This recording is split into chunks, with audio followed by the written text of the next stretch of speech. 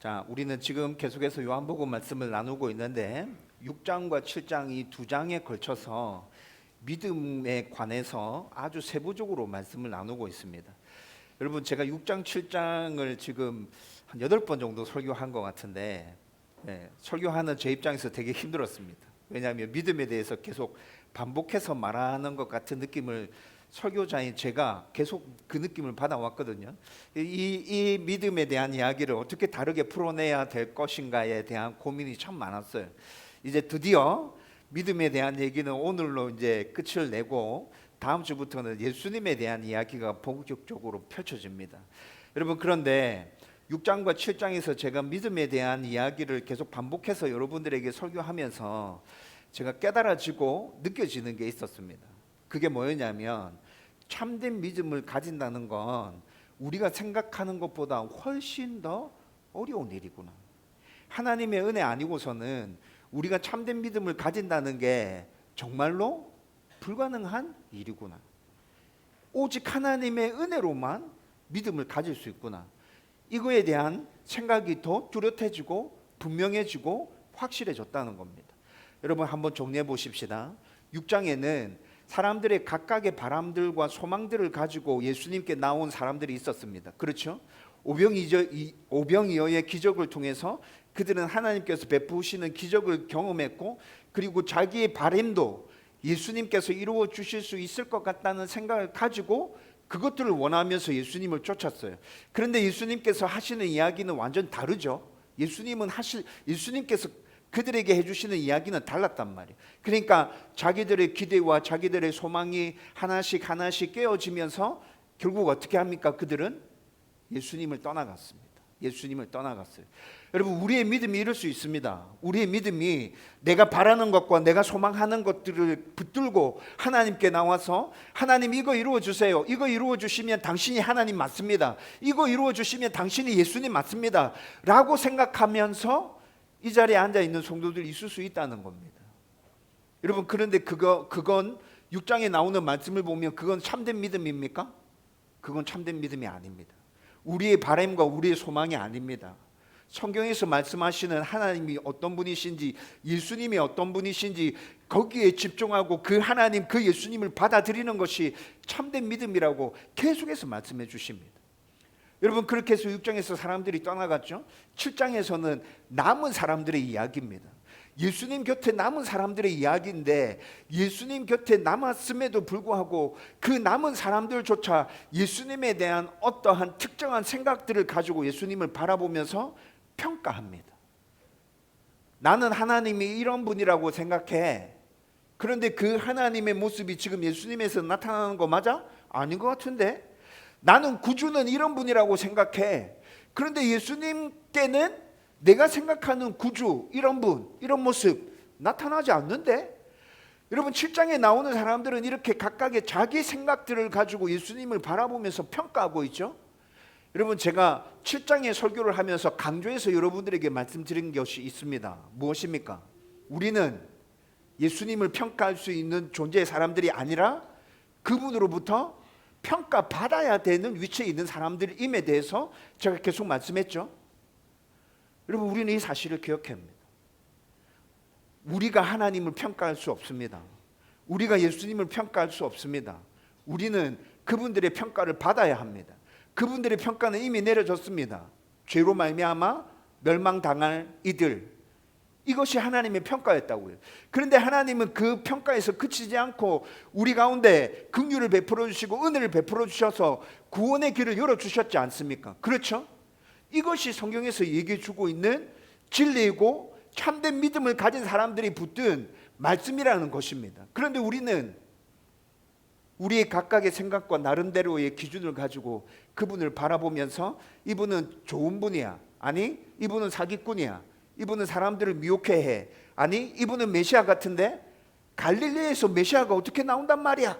여러분, 7장에 나오는 사람들의 모습은 이랬다고요.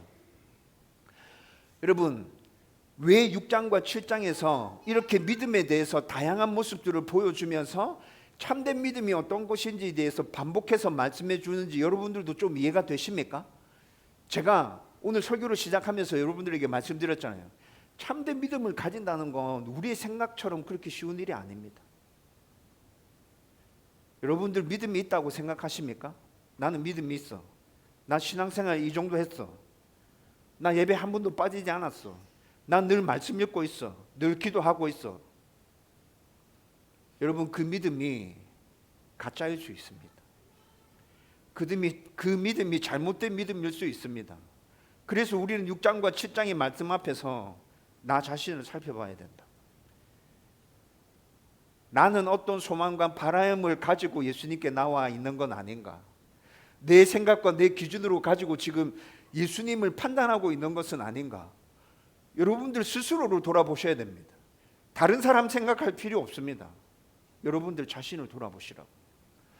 여러분, 3주 전에 우리는 초막절 마지막 날 실로암 연못에서 물을 길어와서 초막절 마지막 날 그 물을 쏟아 부으면서 그들의 조상들이 40년 광야 생활할 때 하나님께서 메추라기와 반석에서 솟아나는 샘물로 만나로 그들을 먹이셨잖아요. 그렇죠? 그 초막절 마지막 날 실로암 연못에 물을 길어와서 쏟아 부으면서 그 퍼포먼스를 하면서 하나님께서 우리 조상들을 이렇게 지켜주셨어. 우리 또한 하나님께서 이렇게 지켜주시고 인도하실 거야 라고 말하고 있는 그 상황에서 예수님이 일어나서 선포하십니다. 뭐라고 선포하셨습니까? 목마른 자들은 다 나에게로 나오라. 내가 목마르지 않는 영원한 생수를 너에게 허락해 주겠노라. 예수님께서 그 자리에서 일어나서 선포하지 않습니까? 그렇죠?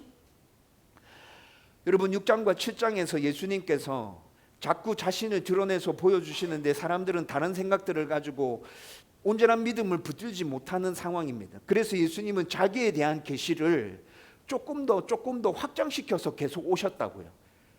여러분, 이것이 여러분 눈에 보였는지 잘 모르겠어요.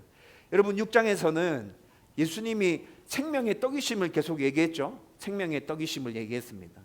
그리고 난 다음에 십자가에서 살을 찢고 피를 흘리실 때 나의 살을 먹고 나의 피를 마시는 자라야지만 영원한 생명을 얻을 수 있다. 예수님께 주시는 메시지가 이렇게 발전되어져 왔거든요. 근데 7장에서는 당신이 영원한 생명을 주는 생수이심에 대해서 얘기하십니다. 여러분, 이 생수는 예수님께서 하늘에 올라가시고 난 다음에 우리 가운데 보내주실 성령을 상징적으로 말해주는 것이라 말씀드렸습니다. 그렇죠? 여러분, 예수님께서 당신을 드러내고 계신 메시지가 어떻게 발전해 가고 있는지 조금 보이십니까? 처음에는 그냥 생명의 떡이다 였는데 그 다음에는 십자가에서 살을 찢고 피를 흘릴 때 내 살을 먹고 내 피를 마시는 자가 영원한 생명을 얻을 수 있다. 온전한 연합에 대해서 예수님께서 당신을 드러내시면서 말씀해 주셨다고요. 근데 7장에 넘어가 보면 예수님께서 하늘에 올라가시고 난 다음에 보내주실 성령까지 말씀하시면서 내가 너희들에게 목마르지 않는 생수로 이 땅에 왔다. 내가 그 생수를 너희들 가운데 줄 것이다.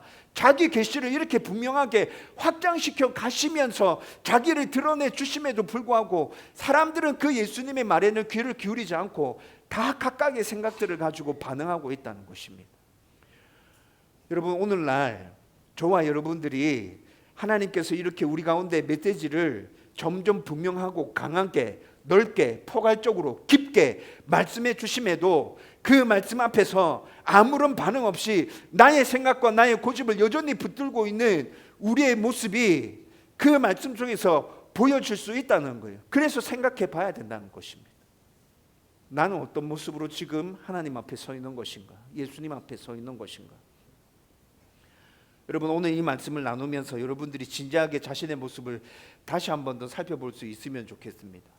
여러분, 3주 전에 이렇게 초막절 날에 예수님께서 굉장히 분명하고 강한 자기에 대한 메시지를 선포하셨음에도 불구하고 여러분, 그 이후에 이어지는 말씀이 오늘 우리가 읽었던 본문의 말씀입니다.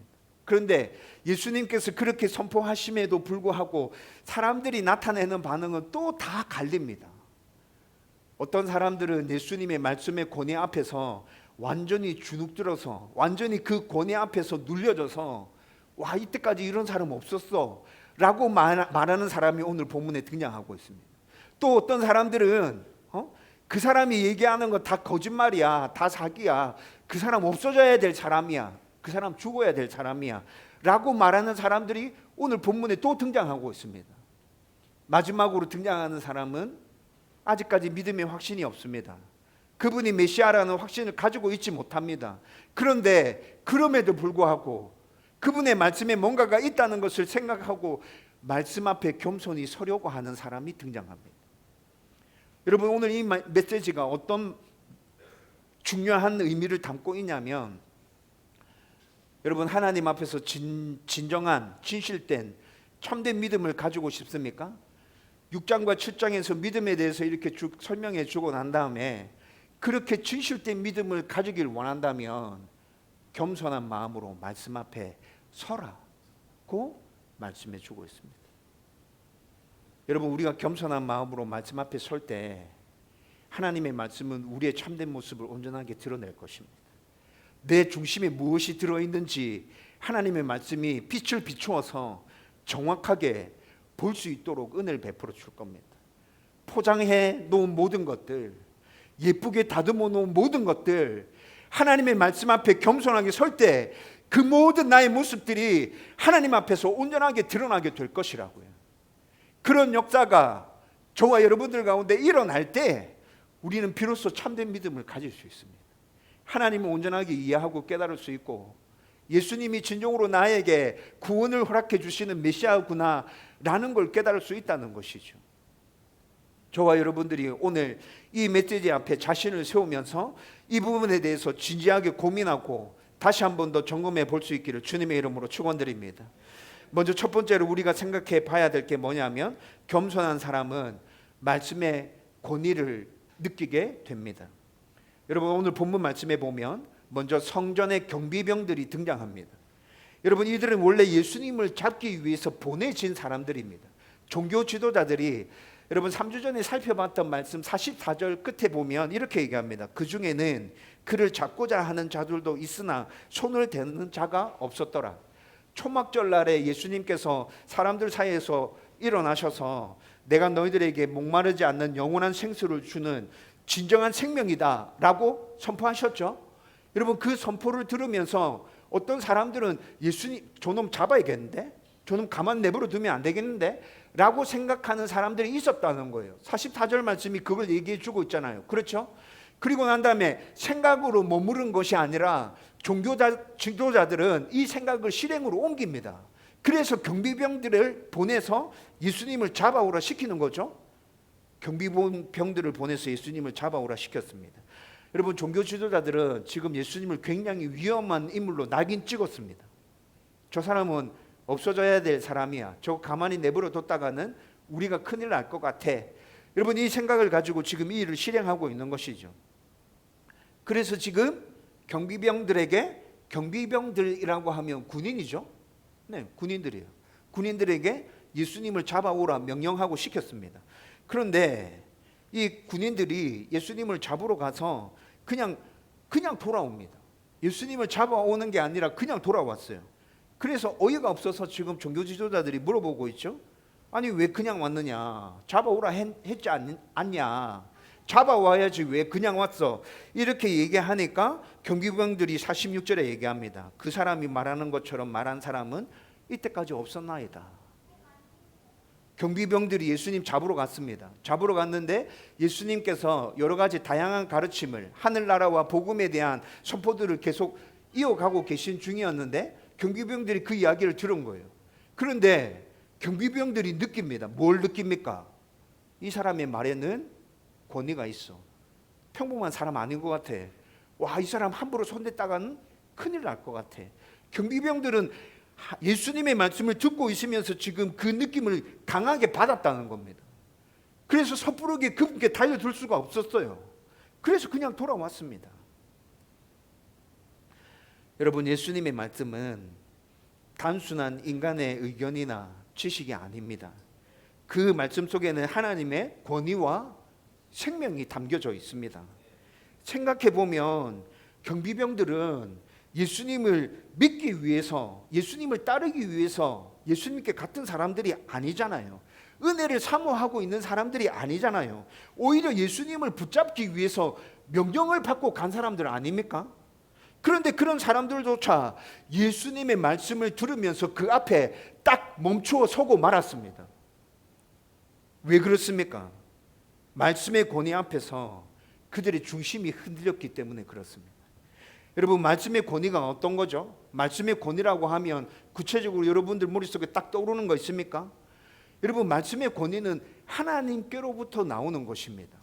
말씀의 권위는 하나님께로부터 나오는 것이며, 이 말씀의 권위가 제대로 우리 가운데 드러나기 시작할 때, 제가 오늘 설교 서론을 말씀하면서 여러분들에게도 선포했듯이 우리의 중심 안에 무엇이 들어있는지 보이기 시작합니다.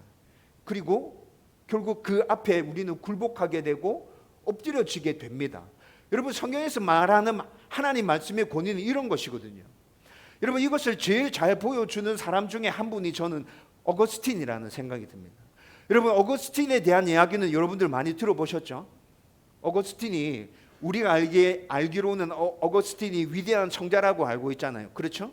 그런데 그 어거스틴이 젊었을 때 굉장히 휘황찬란한 삶을 살았습니다. 어거스틴이 젊었을 때 호랑방탕하면서 그냥 기회가 생기는 대로 여자를 바꿔가면서 그렇게 방탕한 삶을 살았다고요. 술에 찌들어 살았다고요. 여러분, 어거스틴의 고백록을 읽어보면 어거스틴의 고백록은 기독교 고전 중에 한 권입니다. 꼭 읽어봐라고 추천해주는 책 중에 하나인데, 여러분, 그 어거스틴의 고백록을 읽어보면 그의 젊은 시절에 대한 이야기가 나오거든요. 여러분, 어거스틴이 젊은 시절에 호랑방탕한 생활을 하면서 하나님을 떠난 삶을 살았지만 하나님을 아예 부정하지는 않았습니다. 그래서 그도 그런 삶을 살면서 가끔씩 기도했거든요. 그런데 그의 기도가 가관입니다. 어떻게 기도한 줄 아십니까? 하나님, 저를 불쌍히 여겨주세요. 저에게 긍휼을 베풀어 주세요. 그런데 지금은 아닙니다. 하나님, 지금 말고요. 좀 더 세월이 지났어요. 지금은 그냥 이 삶이 그냥 좋아요. 이 삶에 만족하고 있어요. 저는 계속 이렇게 살고 싶어요. 근데 나중에 나이가 들어서 늙어서 힘 없을 때 하나님, 그때 저를 좀 불쌍히 여겨주세요. 여러분, 어거스틴이 젊을 때 이렇게 기도했다고요. 여러분, 그러면서 계속 호랑방탕한 삶을 살아갑니다.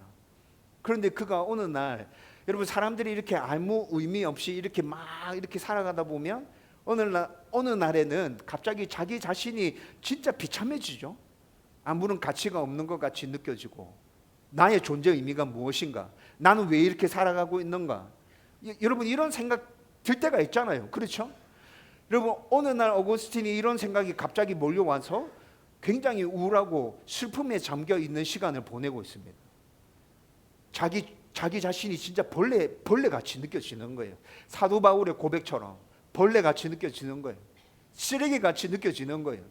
그래서 하나님 앞에서 낙담하면서, 하나님, 저는 왜 이렇습니까? 제 존재가 무엇입니까? 저는 왜 사는 것이죠? 여러분, 이렇게 한숨 쉬면서 그 앞에 앉아 있는데 그의 마음 가운데서 계속 성경을 읽어라, 성경을 읽어라, 성경을 읽어라, 이런 마음이 들려왔다 얘기합니다. 그런 음성이 들려왔다 얘기하고 있어요. 그래서 성경을 펼친 게 로마서 13장이었어요. 로마서 13장 쭉 읽어가다가 13절과 14절 말씀에 가보면, 로마서 13장 13절 14절 말씀에 보면 호랑방탕한 모든 생활들, 음란하고 방탕한 모든 생활들을 다 벗어버리고 오직 예수 그리스도로 옷 입으라 라는 말씀이 나옵니다. 여러분, 어거스틴이 그 말씀을 읽다가 여러분 이렇게 고백합니다. 내 영혼에 한 줄기 밝은 빛이 비춰져 오는 것을 느꼈다고. 그 말씀을 읽으면서 말씀의 권위 앞에 어거스틴이 무너져 내렸어요. 여러분, 그 말씀을 읽고 난 다음에 어거스틴의 삶이 완전히 달라졌어요. 여러분, 말씀의 권위는 이런 거예요. 말씀의 권위는 이런 거라고요. 하나님이 나에게 말씀해 주실 때, 여러분, 그 말씀이 늘 들어왔던 말씀인데 어느 순간에 내 영혼의 빛을 비춰주고 나의 모든 것들을 다 굴복시키고 하나님 앞에 납작 엎드리게 만드는 그 권위가 하나님의 말씀 안에는 분명히 존재하고 있습니다. 저와 여러분들이 그 말씀의 권위를 경험해 볼 수 있기를 주님의 이름으로 축원합니다. 여러분, 그런 말씀의 권위가 우리 가운데 느껴지고 경험되어져야 참된 믿음을 가질 수 있다는 거예요. 이건 오직 하나님의 은혜로만 가능한 것이죠. 하나님의 은혜가 없으면 우리는 그 말씀의 권위를 경험해 볼 수 없고, 여러분, 그 말씀의 권위를 경험할 때 비로소 우리는 하나님의 은혜로 말미암아 참된 믿음이 생겨나는 것입니다. 결국 겸손한 사람은 하나님의 말씀과 진리 앞에서 자기 생각보다 하나님의 권위를 먼저 깨닫고 느끼게 된다는 겁니다. 여러분, 여기서 또 중요한 것이 있습니다.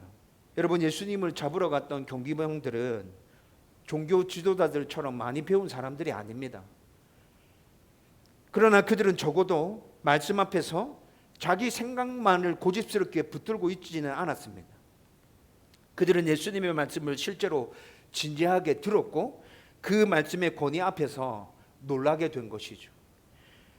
여러분, 이 말씀 내 앞에다가 놓고 여러분들의 모습을 한번 천천히 생각해 보면 좋겠습니다.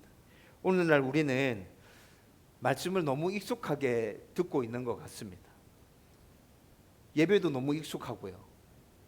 설교도 너무 익숙하게 듣고 있습니다. 여러분, 유튜브 키면 설교 넘쳐나죠? 성경 말씀도 우리는 원하면 언제든지 읽을 수 있습니다. 요즘에는 큐티 할 때도 큐티를 돕는 여러 가지 다양한 책자들이 있어서 매일 조금씩 깊이 있게 말씀을 알고 싶다면 여러분, 우리는 아주 다양한 방법으로 말씀을 접할 수 있는 기회가 널려져 있습니다. 그러다 보면 어느 순간에 말씀을 듣기보다는 말씀을 평가하는 자리에 우리가 올라설 때가 참 많다는 거죠.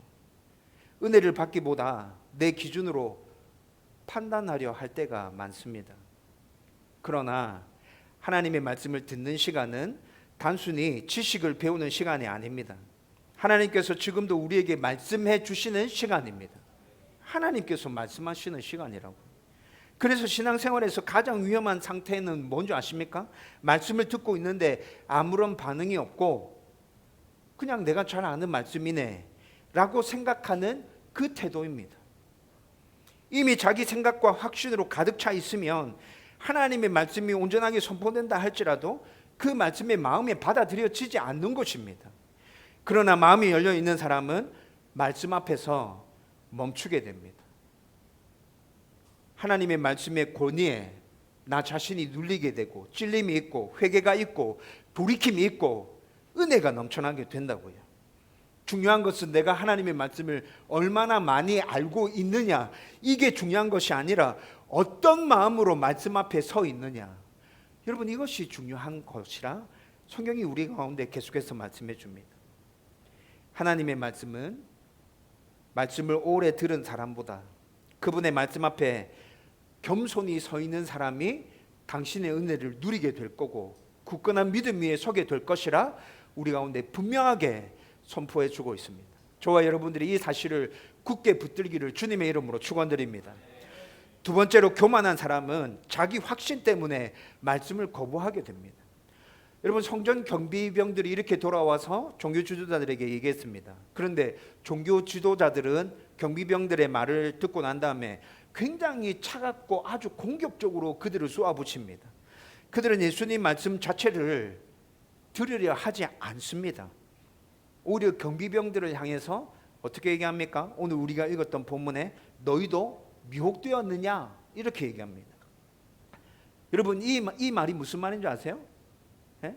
경비병들을 지금 조롱하고 있는 거예요. 이거 헬라어 원문으로 읽어보면 배우지도 못한 것들이 니네들이 뭐 한다고 지금 와서 떠들어대고 있는데 니네들도 지금 그 말에 사기꾼의 말에 넘어간 거야? 여러분, 이런 의미입니다. 이게 아주 대놓고 사람을 무시하고 있는 거라고요. 여러분, 그런데 47절 말씀에만 이렇게 드러나고 있는 게 아닙니다. 48절, 49절, 52절. 여러분, 종교 지도자들의 이 비웃음과 아주 대놓고 사람을 무시하는 이런 모습들은 계속해서 오늘 본문에서 나타나고 있다고요. 너희도 미혹되었느냐 이렇게 얘기하고 난 다음에 47절 가보면 어떻게 얘기합니까? 너희 같은 사람들까지 속아 넘어갔느냐. 야, 너희들은 지금 우리가 예수 잡아오라고 보낸 사람인데 너희들까지 지금 그 꼬임에 넘어갔어. 그 사기꾼한테. 아이, 에라, 이런 바보 멍청이들아. 여러분, 이런 의미입니다. 그리고 계속 48절에 얘기하죠. 당국자들이나 바리새인 중에 그를 믿는 자가 있느냐. 야, 잘 살펴봐봐. 배운 사람들 중에, 종교 지도자들 중에 그 사람 게임에 넘어갔던 사람들 있대. 그러니까 니네들이 안 된다는 거야, 이놈들아. 지금 무식해가지고 막. 49절에 또 이렇게 얘기합니다. 율법을 알지 못하는 이 무리는 저주를 받은 자로다. 저주까지 선포해 버리죠. 여러분, 이 말 속에는 종교 지도자들의 아주 뿌리 깊은 영적인 교만이 고스란히 다 드러나고 있습니다. 그들은 자신들이 하나님을 가장 잘 안다고 자부하고 있습니다. 율법도 가장 잘 알고 있다. 신앙에 있어서 우리만큼 신앙 좋은 사람 없어. 우리만큼 믿음 좋은 사람 아무도 없어. 여러분, 이런 판단을 아예 그냥 딱 내려놓고 지금 이 이야기를 하고 있는 것이라고요. 그래서 자기들 기준에 맞지 않는 예수는 제대로 알아보려고 하지도 않고, 우리가 이미 최고이기 때문에 저 사람이 얘기하는 건 전부 다 틀렸어 라고 못 받고 지금 예수를 죽이려고 하는 것입니다. 중요한 것은 그들이 성경을 몰라서 예수님을 거부한 것입니까? 여러분들이 답해 보십시오. 종교 지도자들이 성경을 몰랐기 때문에 예수님을 거부하는 것입니까? 아니요. 지식적인 측면으로 치면 이들만큼 성경을 많이 알았던 사람이 그때 그 당시에 존재하지 않았습니다. 그럼에도 불구하고 자기들이 하나님을 제일 잘 알고 있다는 그 교만과 그 독선이 결국 자기들을 망가뜨리게 하는 것이라고요. 그 교만과 독선으로 예수님을 아예 거부하고 있는 것입니다. 너무 확신이 강했기 때문에 예수님의 말을 아예 들으려고 하지 않는 것이죠. 그들에게 있어서 답은 이미 정해져 있습니다. 여러분, 이거 굉장히 중요한 것입니다. 귀를 기울이고 잘 들어주십시오. 교만은 사람을 무너지게 만드는 것이 아니라 하나님의 말씀과 진리를 깨닫지 못하도록 우리의 눈을 가립니다. 저와 여러분들이 이 사실을 가슴 깊이 새겨야 됩니다. 이것이 신앙생활에서 가장 무서운 상태라고요. 사람은 뭔가가 부족해서 망하는 것이 아닙니다. 뭔가가 부족해서 망하는 것이 아니라고요. 우리는 부족해서 망하는 것이라 계속 생각하고 있잖아요. 성경은 그렇게 말하지 않습니다. 부족해서 망하는 게 아니야. 자기 스스로 충분하다고 생각하기 때문에 망하는 거야. 여러분, 우리가 뭔가가 부족하다면, 진정으로 부족하다면 우리의 부족함을 하나님께서 채워주실 겁니다. 절대 망하지 않습니다. 근데 뭔가가 넘쳐난다, 충분하다, 그 생각이 우리를 무너뜨린다고요. 바리새인들은 누구보다 성경을 많이 알았지만 정작 그 성경이 증거하는 예수님은 거부하고 있었어요. 왜냐하면 그들의 중심에는 하나님보다도 자기 의와 자기 확신이 더 크게 자리 잡고 있었기 때문이죠. 여러분, 이 말씀 앞에서 저와 여러분들을 살펴봐야 합니다. 신앙생활을 오래 했다고 해서 자동으로 겸손해지는 것이 아닙니다. 오히려 오래될수록 자기 경험과 생각이 강해질 수 있습니다. 나는 안다, 나는 틀리지 않았다, 나는 이만큼 했으면 충분하다 라는 마음이 자리 잡으면 어느 순간 말씀보다는 자기 판단을 더 붙들게 됩니다. 그러면 설교를 들어도 은혜보다는 평가가 먼저 나오죠. 오늘 목사님 설교 되게 잘했는데 저건 조금 약간 이상한 것 같은데, 여러분, 이런 평가가 먼저 나온다는 거예요. 말씀 앞에서 자신을 살펴보기보다 다른 사람들을 먼저 머릿속에 떠올리게 됩니다. 이 말씀은 저 사람한테 필요한 건데 이런 생각들을 하게 된다는 것이죠. 지금 하나님께서 내게 무엇을 말씀하시는지 보다 내가 얼마나 열심히 있는지, 내가 틀리지 않고 얼마나 잘 맞게 살아가고 있는지, 이게 더 중요하게 여겨지고 받아들여진다는 것입니다. 하나님 앞에서 가장 위험한 사람은 연약한 사람이 아닙니다. 스스로 자기가 괜찮다고 생각하는 사람입니다. 그래서 우리는 늘 말씀 앞에서 자신을 낮춰야 합니다. 하나님은 교만한 자를 대적하시되 겸손한 자들에게는 은혜를 베푸신다고 베드로전서 5장 5절에 아주 분명하게 못 박아서 말씀하고 있습니다. 여러분들이 겸손함으로 하나님의 은혜를 풍성하게 누릴 수 있기를 주님의 이름으로 축원드립니다. 말씀은 내 생각을 확인해 주는 도구가 아닙니다. 내 중심을 드러내고 나를 온전하게 변화시키는 하나님의 음성입니다.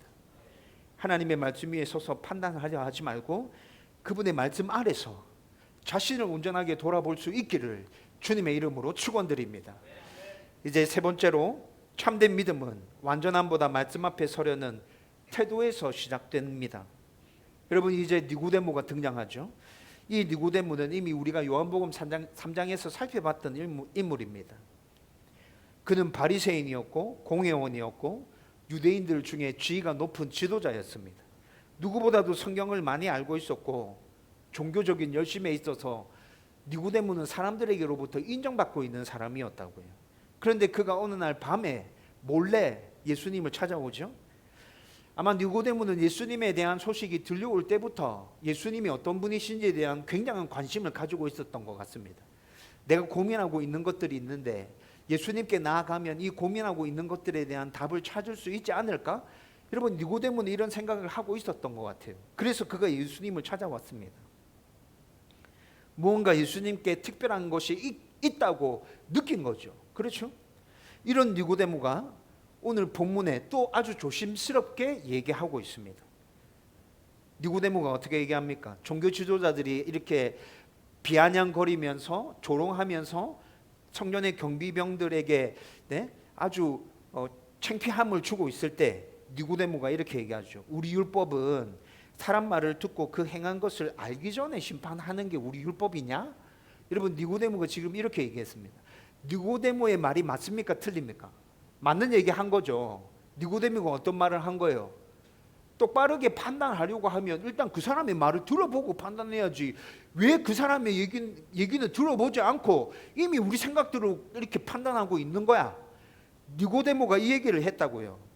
근데 여러분, 오늘 본문에서 니고데모가 하고 있는 이 말의 모습을 한번 보십시오. 그는 공개적으로 지금 나는 예수님을 믿는다라고 선언하고 있지 않습니다. 아직도 그는 두려움이 있습니다. 확신이 부족해 보입니다. 그러나 중요한 것은 뭡니까? 중요한 것은 어쨌든 니고데모가 예수의 말도 한번 들어봐야지 라는 태도를 취하고 있다는 것입니다. 여러분, 좀 전에 제가 니고데모가 어떤 사람인지에 대해서 간단하게 설명해 드렸잖아요. 그는 바리새인이었고 율법주의자였고 유대인들 중에 굉장히 지위가 높은 사람들로부터 존경받는 사람이었다고.